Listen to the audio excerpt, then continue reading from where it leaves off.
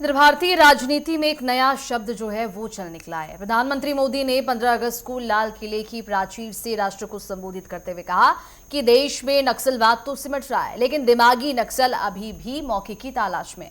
प्रधानमंत्री मोदी के इस संबोधन के बाद इस शब्द पर बहस जो है वो चल पड़ी है।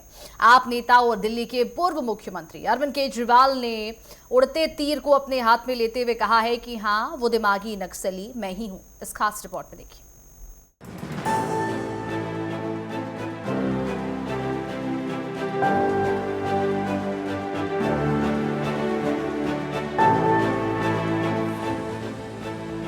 दिमागी नक्सलवाद को लेकर देश भर में सियासी हलचल जो है वो बढ़ गई है। प्रधानमंत्री मोदी ने स्वतंत्रता दिवस के अवसर पर लाल किले की प्राचीर से अपने संबोधन में कहा था कि हथियार नक्सलवाद लगभग सिमट गया है, लेकिन दिमागी नक्सलवाद अभी भी मौके की तलाश में है। देश को ऐसी सप्त धारा की जरूरत है जिनसे देश विकसित भारत की ओर बढ़ेगा। प्रधानमंत्री मोदी के भाषण में महिला आरक्षण, नक्सलवाद, नशा मुक्त भारत, युवा, आर्टिफिशियल इंटेलिजेंस, स्टार्टअप जैसे कई मुद्दे अहम रहे, लेकिन उनके भाषण के केंद्र में युवा ही रहे। उन्होंने अपने संबोधन से एक तरह से युवाओं को आग्रह किया है कि जंगलों से नक्सलवाद को मिटाने में सफलता मिली है, लेकिन वैचारिक चुनौती अभी कायम है। दिमागी नक्सल अभी भी मौके की तलाश में है और इन दिमागी नक्सलियों को पहचानना होगा, इनसे सावधान रहना होगा। उन्होंने युवाओं से कहा है कि ऐसे तत्वों को अलग थलग करें।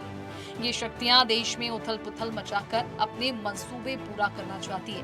भारत 2047 के विकसित भारत के लक्ष्य के लिए काम करे।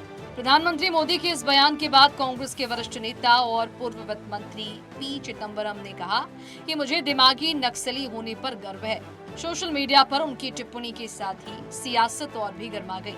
दरअसल भारत में अर्बन नक्सलवाद उन पक्षों को कहा जाता है जहां पर शिक्षाविद सामाजिक संगठनों से जुड़कर भूमिगत माओवादी संगठनों को समर्थन और वैचारिक रूप से उकसाते हैं। दिमागी नक्सलवाद उनका आगे का व्यापक स्वरूप माना जा रहा है कि प्रधानमंत्री मोदी का संकेत उन तत्वों को लेकर समाज को आग्रह करना है जो देश में अराजकता, असुरक्षा, दंगा फसाद, उथल पुथल मचाकर अपने हित साधना चाहते हैं। ऐसे तत्वों के आंतरिक और बाहरी तौर पर बड़ी आर्थिक मदद मिलने की भी बात कही जा रही है। गौरतलब है कि केंद्रीय गृह मंत्री अमित शाह ने संसद में ऐलान किया है कि भारत ने अपने निश्चित अवधि के लक्ष्य में देश में नक्सलवाद को मिटा दिया।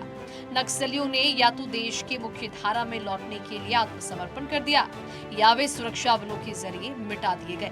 इसी कड़ी में 15 अगस्त को प्रधानमंत्री मोदी ने देश को आग्रह करते हुए कहा कि अभी भी दिमागी नक्सलवाद लोगों को, खासकर युवाओं को गुमराह कर रहा है।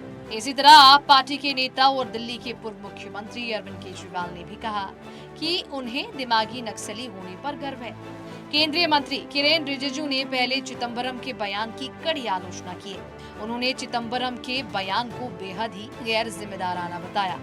इधर बीजेपी ने भी कहा है कि प्रधानमंत्री ने ये बयान विपक्षी नेताओं को नहीं दिया, बल्कि माओवाद का समर्थन करने वालों को कहा है। माओवाद ने देश की तरक्की को रोकने के लिए हिंसा का रास्ता अपनाया। माओवादी संविधान को नकारते हैं और अलगाववादियों के साथ खड़े रहते हैं। देश की संप्रभुता के खिलाफ गुप्त रूप से वैचारिक एजेंडा ये चलाते हैं। News desk, network 10।